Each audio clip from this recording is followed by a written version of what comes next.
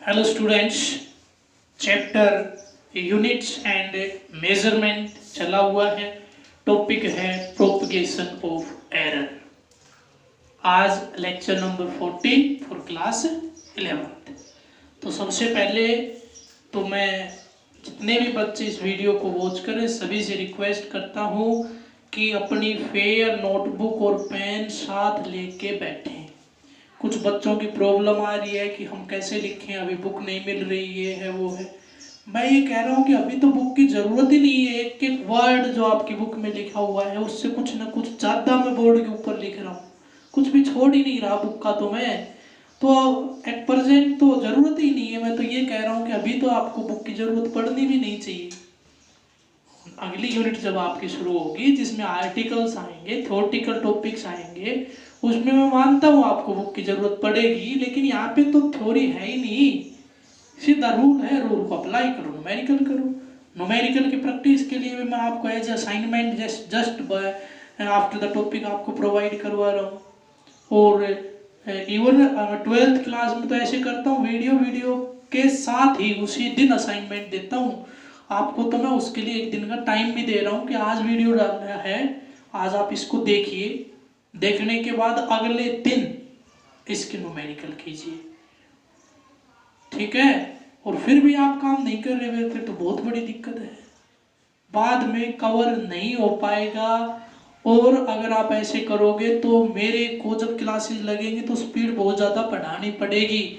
यहाँ पे आप देख रहे हो कि लेक्चर नंबर 14 चल रहा है, और अगर आप इस काम को इतना स्लो करते रहोगे तो यही काम क्लास में मैं केवल 3 डेज में कंप्लीट कर दूंगा। तो देख लो आप किस तरह से आपको काम करवाना है। अगर बिल्कुल ही धीरे धीरे अच्छे तरीके से करना है तो आप साथ साथ करिए काम को। ऐसा नहीं है कि हम तो बाद में कर लेंगे, किसी की नोटबुक से कॉपी मार लेंगे, ऐसे समझ में नहीं आएगा। वीडियो के साथ साथ अगर आपने नोट नहीं किया तो थोड़े दिन बाद बिल्कुल साफ हो जाएगा, ऐसे पता ही नहीं चलेगा आपको ये पढ़ा था या नहीं। तो इसलिए सबसे पहले वीडियो आगे तब देखनी है जब पहले आपके हाथ में नोटबुक और पेन हो। टॉपिक का नाम है प्रोपगेशन ऑफ एरर। मैंने 2 दिन का टाइम दिया था नोटबुक कंप्लीट करने के लिए, चेक भी की है, काफ़ी बच्चों ने चेक भी करवाई है। अब जो बच गए, जितने बच्चे बच गए उनकी नोटबुक कंप्लीट करने का, किसी का वीडियो आगे पीछे रह रहा है, मैं बिल्कुल धीरे धीरे चल रहा हूँ, बिल्कुल एक एक टॉपिक एक दिन में करवाऊंगा। उनका टाइम है मंडे के लिए। मंडे को जिस भी बच्चे की नोटबुक चेक नहीं होगी, या जो बच्चे हैं जिनकी होली वो कोई बात नहीं, आप चाहे तो काम करते रहिए आगे, लेकिन जिनकी चेक ही नहीं हुई है उनकी फोटो मेरे पास आनी चाहिए कि ये अब हमारी कंप्लीट हो गई है। आगे अब कोई बहाना नहीं होना चाहिए। धीरे धीरे करके आज एक वीडियो देखा है, पीछे का कुछ बच रहा है, 1-2 वीडियो और देख लीजिए, ऐसे करके आप कवर कीजिए। और मंडे को मैं दोबारा से नोटबुक चेक करूंगा, और कल से हम रेगुलर स्कूल में भी जाएंगे। इवन कभी भी किसी का भी नंबर आ सकता है, तो किसी भी गांव में जिस भी गांव का नंबर आएगा उस गांव के जितने भी बच्चे 11th 12th और 10th के सभी को कवर करूंगा, ठीक है। कल से बिल्कुल सभी टीचर्स जितने भी आपके हैं 9 to 12th क्लास जितने पढ़ा रहे सभी की ड्यूटी कल डिस्ट्रीब्यूट कर दी जाएगी। यानी जिस दिन आप ये वीडियो देख रहे हो 27 मई को सभी टीचर की ड्यूटी डिस्ट्रीब्यूट कर दी गई है कि किसको किस गांव में कब जाना है, कितने बजे तक वहां रहना है, ठीक है। तो चलिए देखिए, टॉपिक है प्रोपगेशन ऑफ एरर। तो नाम से पता चल रहा है प्रोपगेशन, नाम आपने जरूर सुना होगा कहीं ना कहीं। 9th क्लास में जो वेव्स वाला टॉपिक पढ़ते हो, साउंड वेव वाला जो टॉपिक, तो उसमें नाम आता है प्रोपगेट। वेव कैसे प्रोपगेट करती है, वेव आगे कैसे प्रोसीड करती है, आगे कैसे बढ़ती है। तो ऐसे ही है ये एरर कैसे इंक्रीज और डिक्रीज होता है, एरर आगे प्रोपगेट कैसे करता है। तो अब देखिए, एरर आपका एडिशन, सब्ट्रैक्शन, मल्टीप्लिकेशन और डिवीजन, ये हम 4 पार्ट यहाँ पे करेंगे। ऐड कैसे करते हैं, सब्ट्रैक्ट कैसे करते हैं, मल्टीप्लाई कैसे करते हैं और डिवीजन कैसे करते हैं। यानी सपोज मेरे पास दो ऑब्जेक्ट हैं, दोनों की लेंथ है अलग अलग, फिर वो कह रहा है दोनों को साथ साथ जोड़ देना है, तो टोटल लेंथ बता दीजिए। तो उसने क्या कहा मेरे से कि एक ऑब्जेक्ट फर्स्ट है जिसकी length L1 is equal to 5 plus minus 0.4 metre है, ऐसे मेरे से उसने कहा। फिर उसने कहा दूसरे एक लड़के ने और एक लेंथ, दूसरा ऑब्जेक्ट था उसकी लेंथ मेजर की, और उसने बताया इसकी लेंथ 6 प्लस माइनस 0.2 मीटर है। ये प्लस माइनस समझ रहे हो ना, एरर निकालना मैं सिखा चुका हूँ, रिप्रेजेंटेशन में आ चुका आपका, मीन एब्सोल्यूट आने के बाद की बात थी, ठीक है। तो ये आपके पास दो लेंथ आई। अब मैंने क्या किया, उन दोनों लेंथ को, कि जैसे मेरे पास ये दो मार्कर है, एक मैंने यहाँ रखा, इसकी लेंथ है, एक लड़के ने मेजर की, इसकी दूसरे ने की, मैंने कहा दोनों को साथ साथ जोड़ दिया। तो अब टोटल लेंथ कितनी होगी, total length which is equal to L1 plus L2, और विच इज इक्वल टू, इन दोनों को जोड़ दीजिए, 6 प्लस 5 11। अब ये plus minus as it is, इनको भी जोड़ दीजिए 0.6। तो अब मैंने क्या किया, एडिशन। तो पहला पार्ट क्या कर रहा हूं मैं, एडिशन वाला, ऐड वाला पार्ट कर रहा हूं, ठीक है। अरे क्लियर है, पहला पार्ट में क्या लेके चल रहा हूं, एडिशन वाला पार्ट लेके मैं चल रहा हूं, एडिशन इन एरर, एडिशन हो गया। अब देखिए इसी के साथ एडिशन और सब्ट्रैक्शन दोनों साथ साथ आते हैं, इसके साथ ही आपका क्या आ जाएगा, सब्ट्रैक्शन आ जाएगा, ठीक है। चलिए अब मैं देखता हूं कि उसने कहा कि इन लेंथ का डिफरेंस बता दीजिए, उसने कहा लेंथ का डिफरेंस बता दीजिए, क्या बता दीजिए, लेंथ का डिफरेंस। तो मैंने कर दिया L2 माइनस L1। अब जो डिफरेंस आया वो आया 6 माइनस 5, 1 प्लस माइनस, ये जो आपका एरर इतना है ये तो रहेगा ही रहेगा, ये सब्ट्रैक्ट नहीं होता है। तो नोट कीजिए, चाहे आप एरर के अंदर एडिशन लगा रहे हो, चाहे आप डिफरेंस यानी सब्ट्रैक्शन यूज कर रहे हो, एरर हमेशा ऐड होगा। नोट कीजिए, ये फर्स्ट रूल है इसका कि error is always add. In case of addition and subtraction of error, the error is always increases और ऐड, क्या होगा, ऐड होगा। तो ये सेम रहेगा, केवल हम ये लेंथ डिफरेंस इसका कर दिया, लेकिन एरर एज इट इज रहेगा। ये था आपका फर्स्ट रूल। देखिए एक छोटा सा क्वेश्चन इस फर्स्ट रूल से रिलेटेड, बहुत ही अच्छा क्वेश्चन है, जो आपका पेपर में बहुत बार, यानी जो केवीएस का जो पेपर होता है उसमें 1 मार्क्स में 3-4 बार रिपीट हुआ है। उसमें गिवन था resistance of a wire is 6 plus minus 0.02 ohm and second wire and resistance of second wire is 8 plus minus 0.03 ohm. They are connected in series. Note करते जाइए साथ साथ। There are two wires of resistance, R1 is equal to this and R2 is equal to this.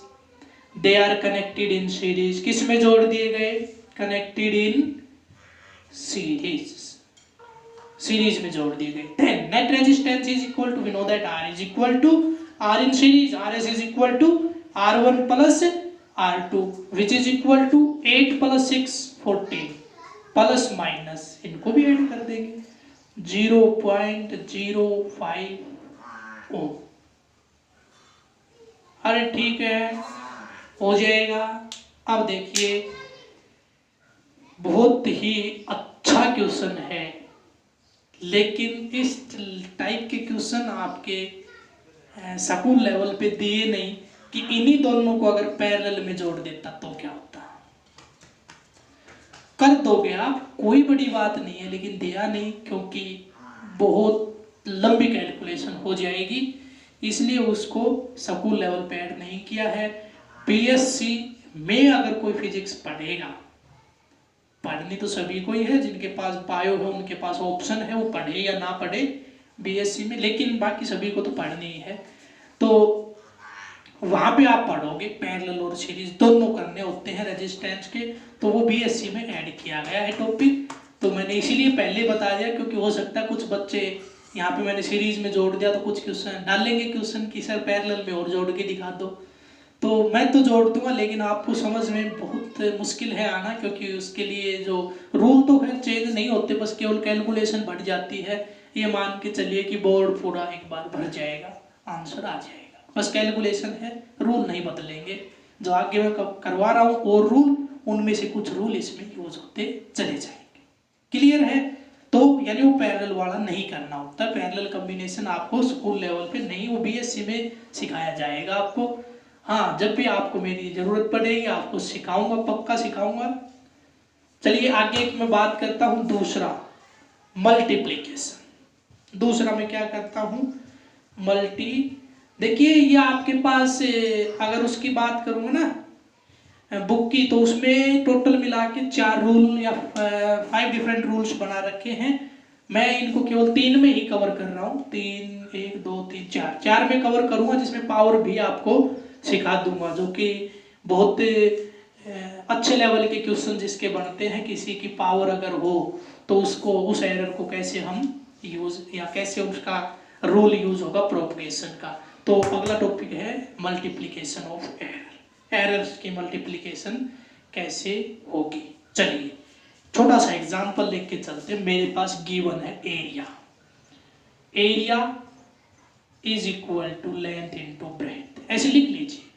Proof इसमें ना example लिखना शुरू कीजिए, direct example, rule बाद में देखेंगे क्या बनेगा। ये लिख दिया मैंने, area is equal to length into breadth.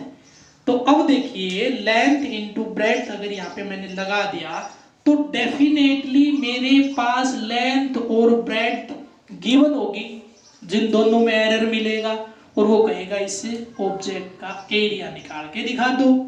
तो मेरे पास क्या गिवन मिलेगी, लेंथ इज इक्वल टू, वो मान लेता हूं 2 ± 0.1 जो भी है सेंटीमीटर मीटर, ऐसे मिल गया।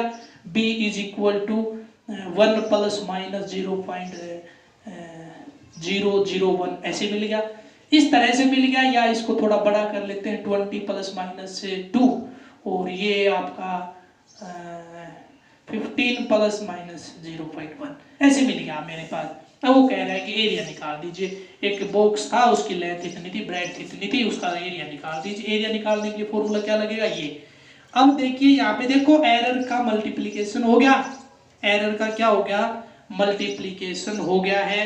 तो इसके लिए रूल नोट कीजिए, इसके लिए रूल सबसे पहले मैं क्या करूंगा, डेल ए ये निकालना है अपॉन ए, ये पता है, is equal to del L upon में L plus del B upon में B.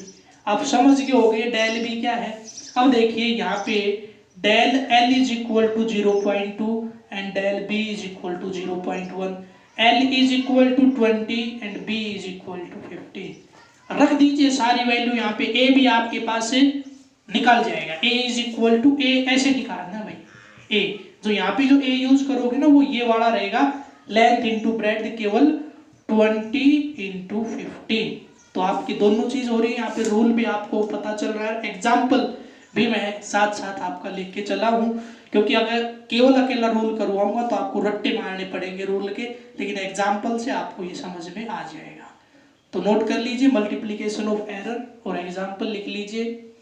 Suppose the length of A board, length of a cardboard is given, L is equal to this and B is equal to this, find area of the cardboard। लिख लीजिए, the length and breadth of the cardboard are, L is equal to this and breadth is equal to this, find area of the cardboard।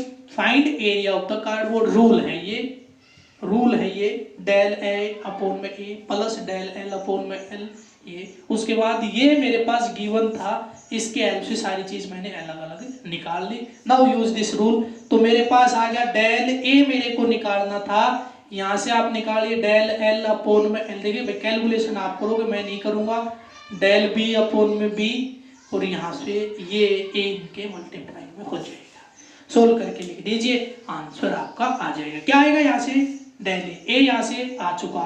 तो area आप कैसे लिखोगे? Area is equal to A plus minus del A, ऐसे लिखना है, represent करके दिखाना। यहाँ से जो ए आया ना वो तो यहाँ पे लिखोगे ही, और प्लस माइनस डेल ए और लिखना है। ये है आपका रूल। एक और देख लेते हैं इसी से related. Given that the density and volume of A object, मान लेते हैं किसी ऑब्जेक्ट की वॉल्यूम और डेंसिटी गिवन है और मास निकालना है। क्या निकालना है? मास निकालना है। पहले मैं थोड़ा सा आपको एक बार याद दिला देता हूँ, डेंसिटी होती क्या है।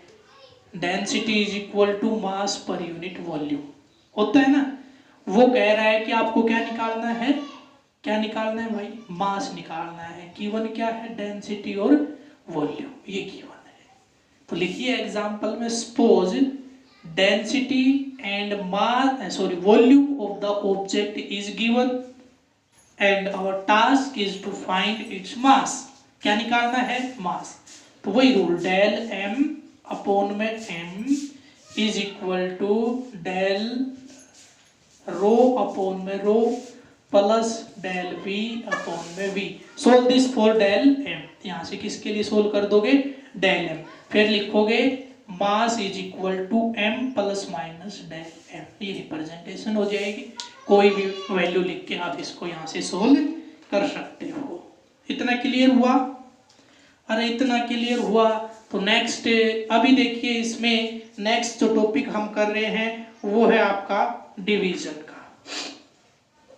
वो क्या है? डिवीजन। तो इसी को ले लें। अब की बार गिवन है मास और वॉल्यूम, निकालनी है डेंसिटी। यही ले लेते हैं कि मान लिया मेरे पास किसी ऑब्जेक्ट का मास और वॉल्यूम गिवन है। मास और वॉल्यूम क्या है? गिवन। जैसे ऐसे गिवन है, मास तो है 2 प्लस 30 प्लस माइनस 0.01, और वॉल्यूम है 20 प्लस माइनस 0.03, ऐसे है, या जो भी है 200 कर लेते हैं। ऐसे गिवन है मेरे पास और मेरे को निकालनी है डेंसिटी। तो डेंसिटी निकालने के लिए आप पहले तो क्या निकाल लोगे? डेंसिटी, वैसे मैंने उल्टा लिख दिया, मास ज़्यादा लेना पड़ेगा, वॉल्यूम कम लेना पड़ेगा। चलो 20 ले लेते ताकि कैलकुलेशन में दिक्कत ना आए। तो सबसे पहले तो मेरे को ये निकालना पड़ेगा ना, क्या कैसे? 200 अपॉन में 20, कितना आ गया? 10। तो एक चीज ये तो आ गई मेरे पास 10, लेकिन मेरे को निकालनी नेट डेंसिटी, और वो क्या होगी? प्लस माइनस डेल रो, यानी ये और चाहिए मेरे को। ये निकालने के लिए रूल क्या लगेगा? अब इससे कोई फर्क नहीं पड़ता कि यहाँ पे डिवाइड कर रखा है या मल्टीप्लाई, कोई फर्क नहीं पड़ता, रूल वही रहेगा। डेल रो अपॉन में rho is equal to del M upon में M plus del we upon में वी, यही रहेगा। रूल में कोई चेंजमेंट नहीं आएगा, एज इट इज आपका ये रूल रहेगा। किसके लिए? डेल रो निकालने के लिए।